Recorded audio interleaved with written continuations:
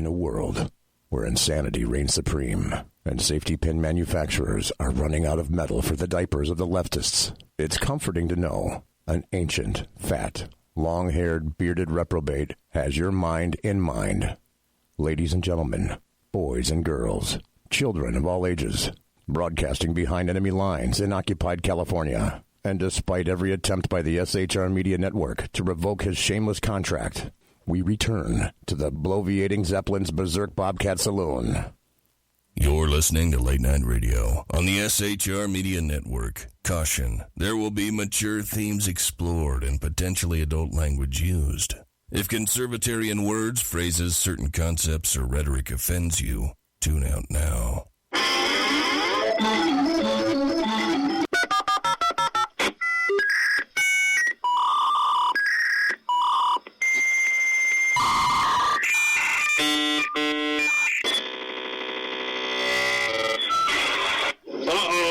Guess what day it is? Guess what day it is? Huh? Anybody? Julie, hey, guess what day it is? Oh, come on, I know you can hear me. Mike. What day is it, Mike? You magnificent bastard, I read your book. I drink your milkshake. How dare you? I call that bold talk for a one-eyed fat man. Fill your hand, you son of a bitch!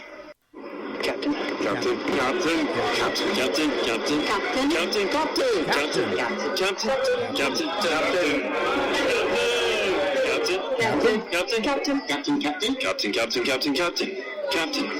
No, not yet. Don't pass out on me yet. Terrain. Pull up. I would remind you that extremism in the defense of liberty is no vice. And let me remind you also that moderation in the pursuit of justice is no virtue. Of course you realize this means war. I have come here to chew bubblegum and kick ass. And I'm all out of bubblegum. Ladies and gentlemen, boys and girls, children of all ages, welcome to BZ's Berserk Bobcat Saloon radio show, where I am broadcasting behind enemy lines in occupied California. Always spell it with a K, a mere 2 miles east of the locus of evil on the entire left coast, the Bill Mill, the belly of the beast, the Capitol building in downtown Sacramento at 10th and L Streets, where late at night you can hear the death of common sense in its concomitant wail as it wafts from that petrifying edifice.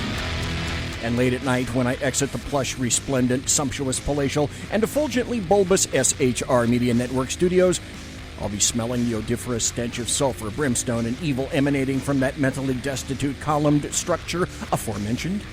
And I want to tell you tonight, Tashay is going to be your bartendress. She pours with the best of them, and the lava lamp is, in fact, lighted to my right, your left, indicating you can listen and chat at shrmedia.com. You can watch the show on the SHR Media YouTube channel and Facebook page. Gotta tell you this, we don't water our drinks just like we don't water our conversation, politics, religion, crime, culture, economics, race, sex, science, law. We talk about it all here at the saloon. Nothing is sacred.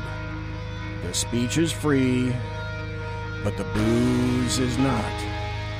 All that we ask is that you flush the toilet, jiggle the handle, and don't forget to tip your waitress.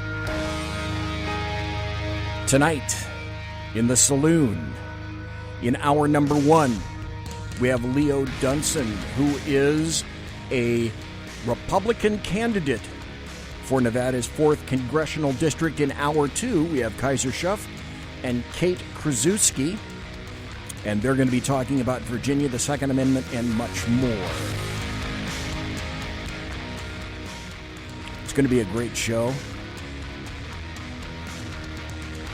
Welcome to Mike is in chat, Kate is in chat, Jack is in chat. Thanks for being here early, folks. I really appreciate it.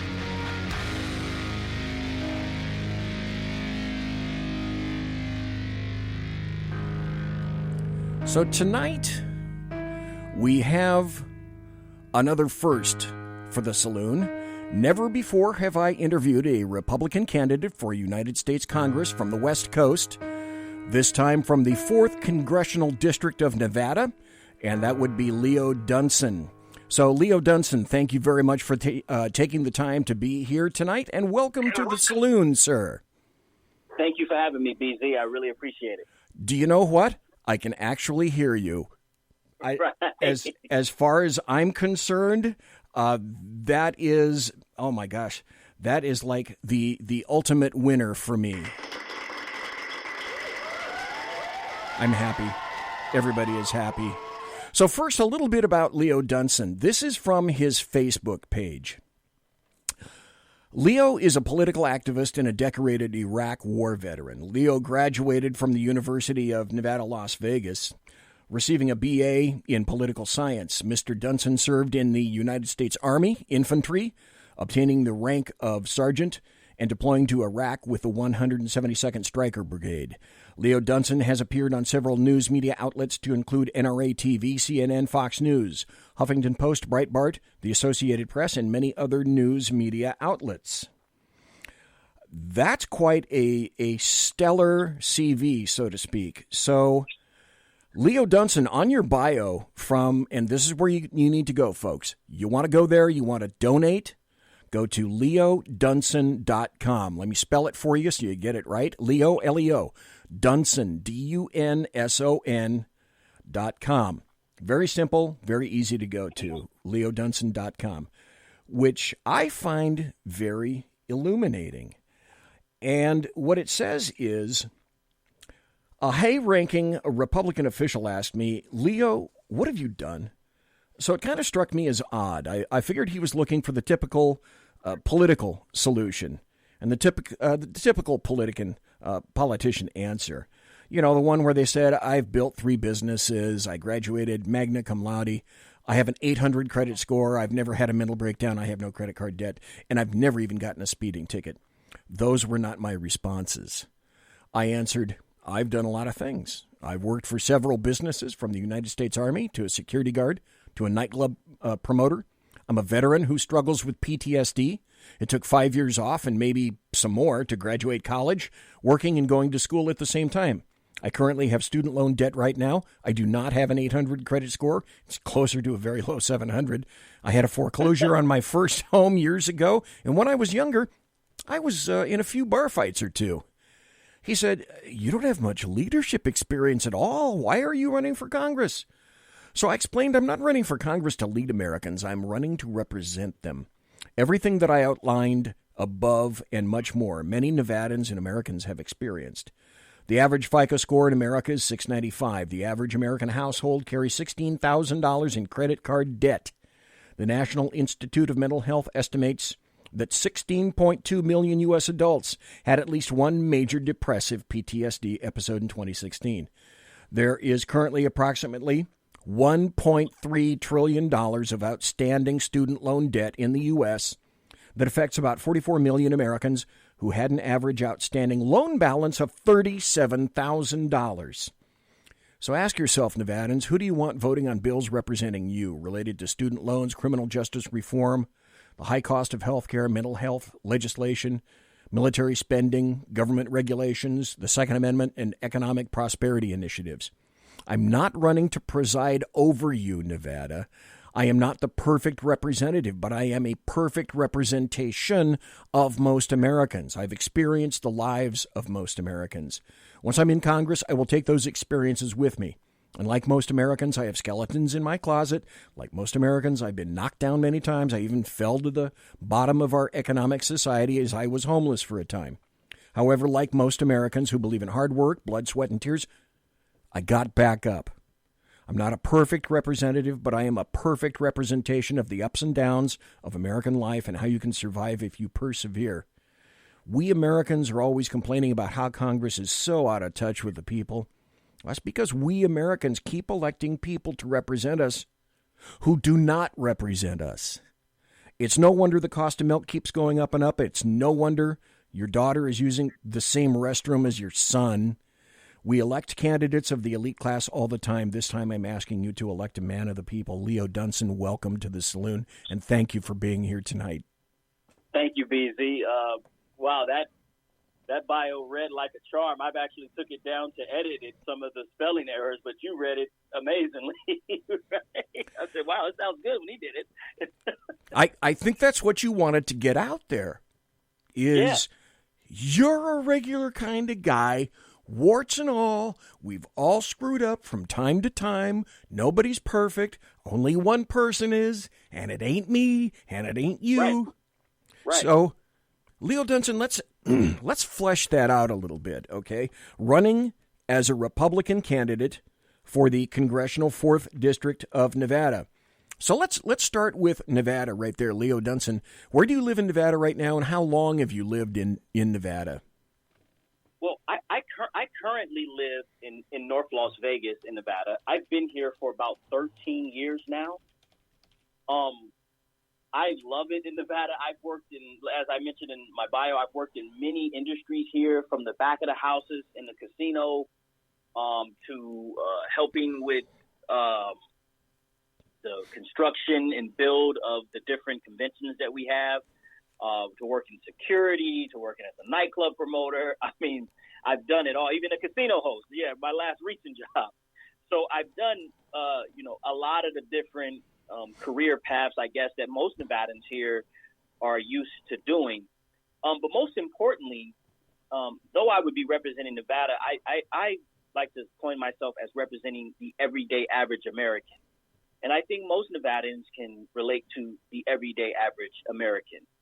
And that's why I went into the FICO score and the debt and student loans, because these things seem to me, in my opinion, our congressmen and women who are currently there lording over us seem to be out of touch with these different issues.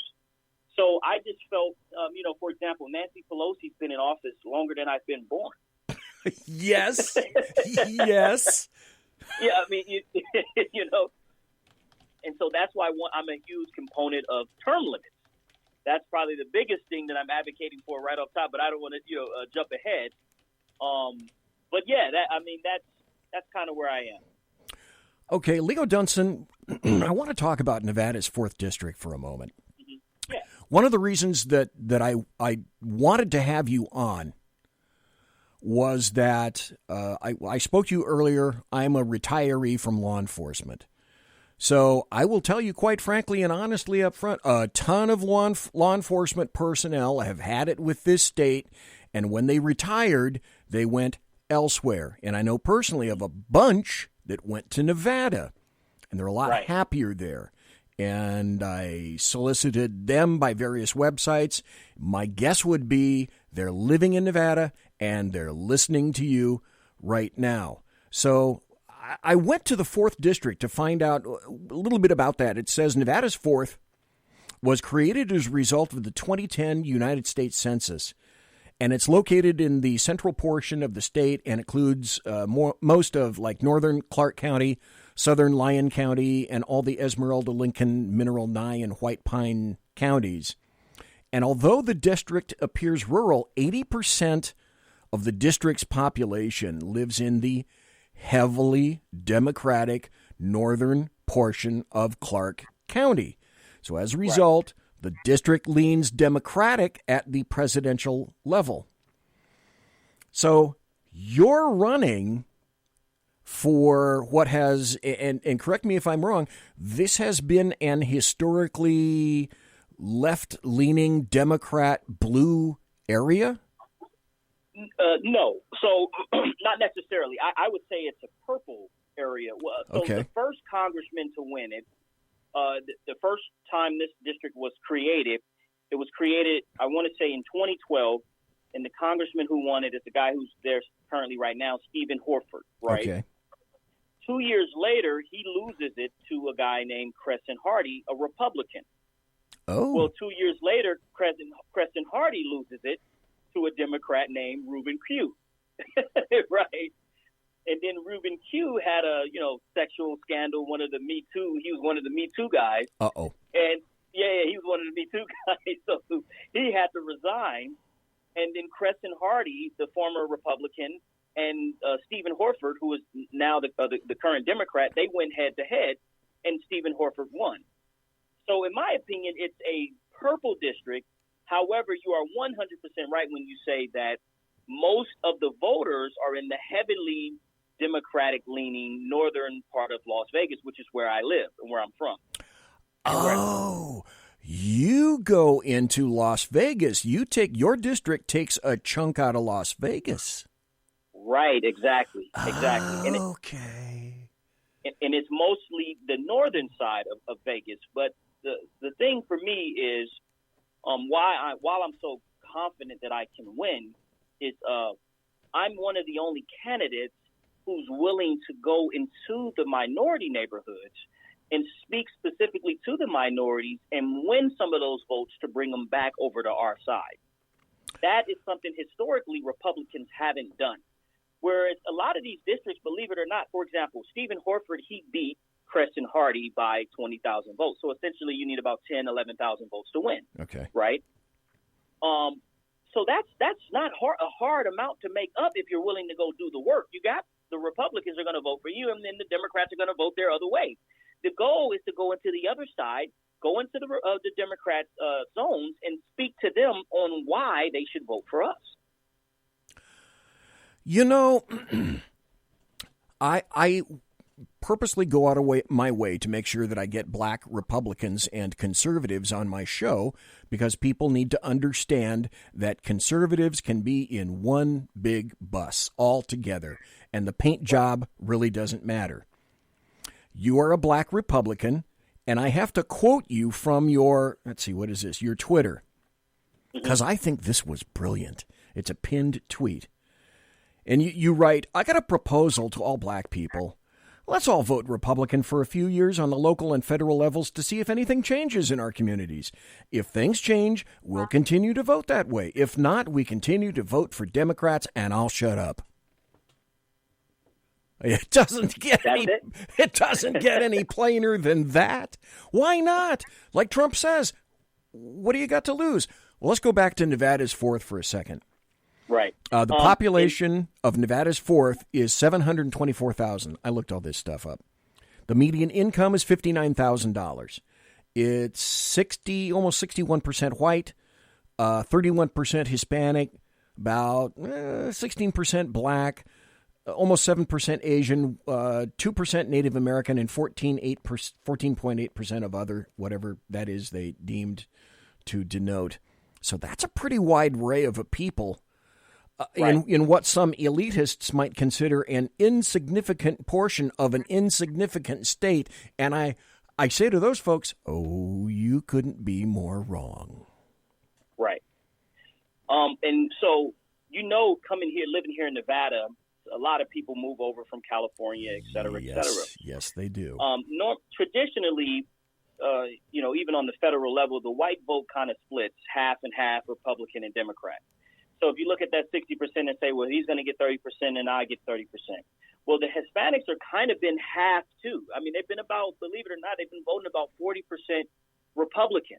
So he's probably going to get 60% of that and then 40% of the Republican. It's the black vote that's monolithically voting for the Democrat Party. Yes. So just how you just mentioned and said that there's 15% black. So that basically means he has a 15% head start, right?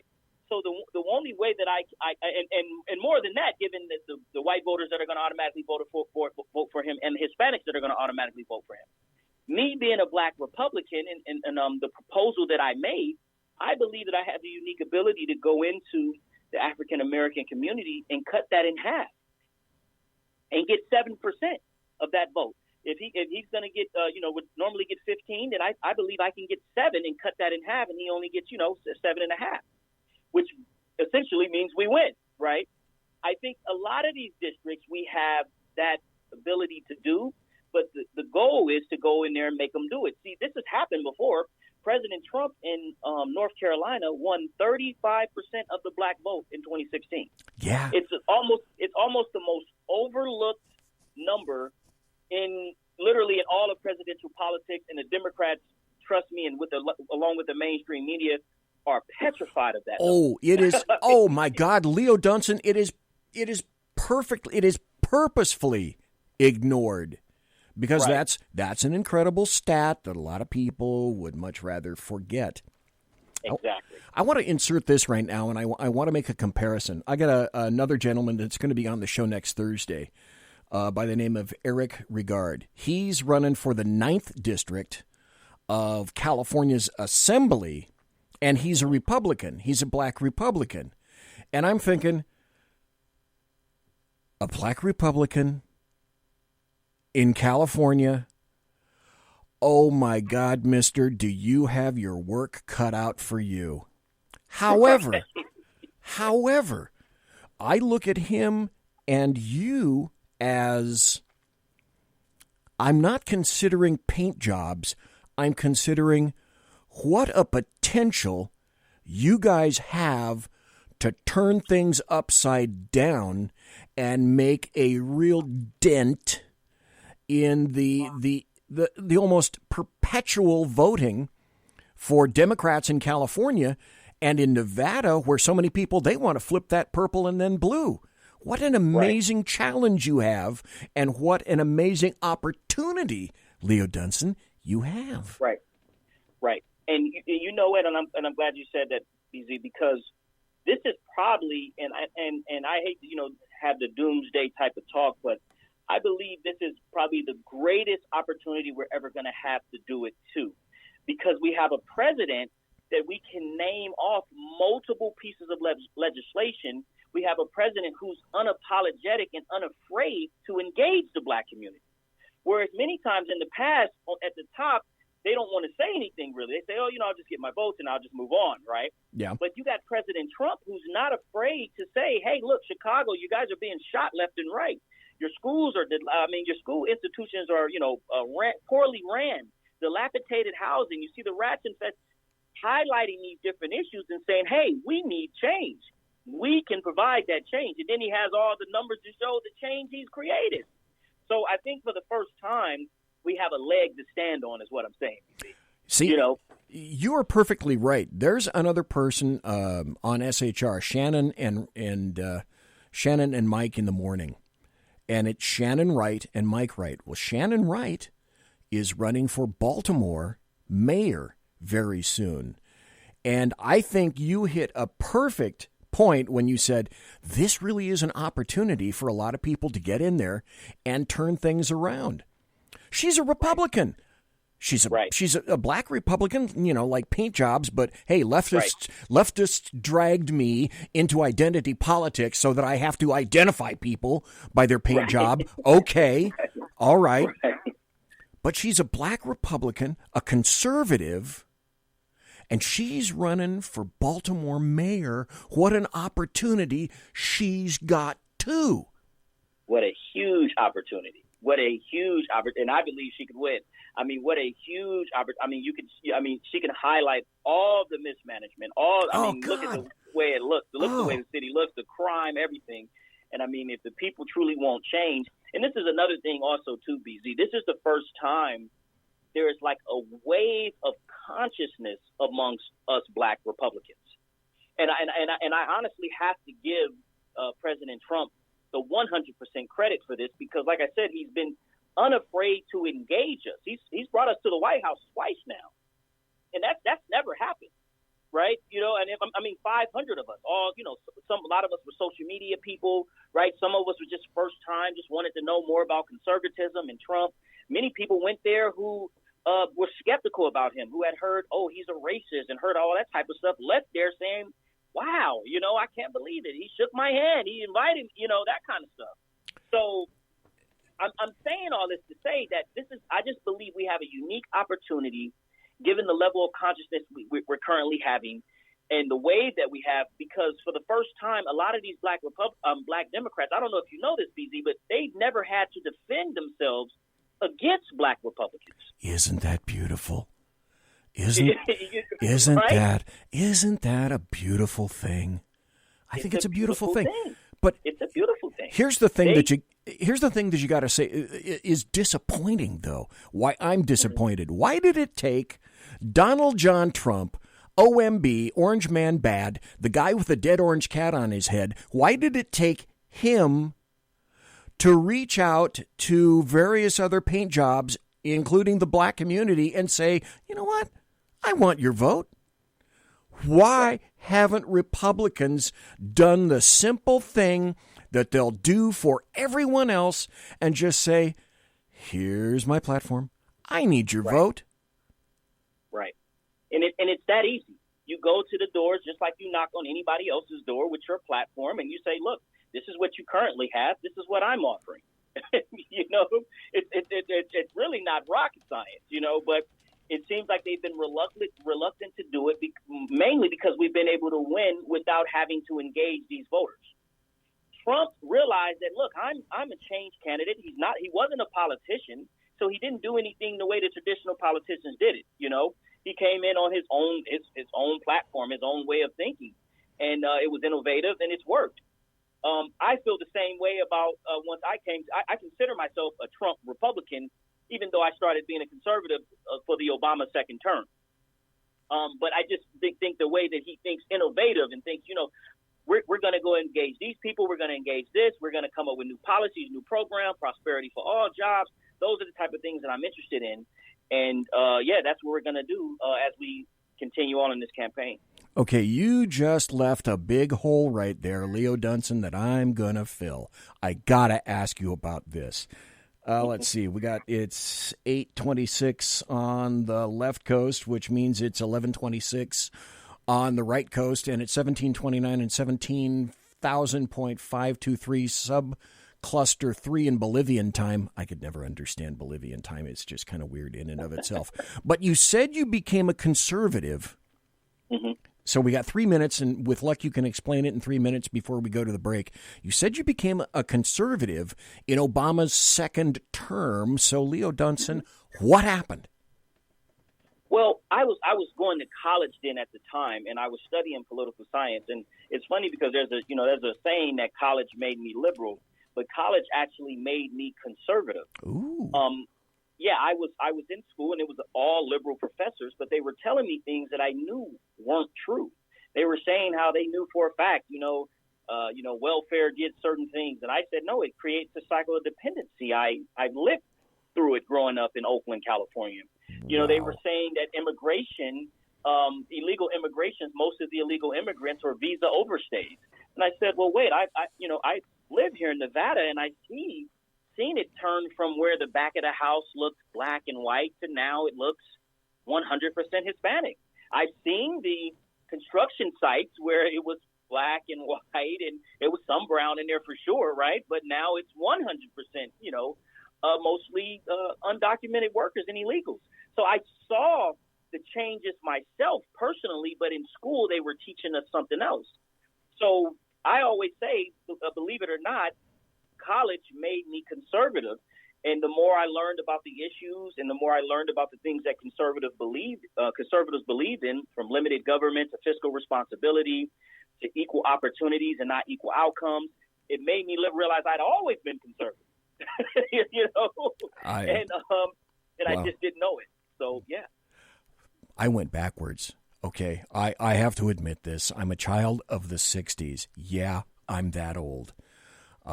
I was a major leftist in college. I actually lived in San Francisco for a while. Okay.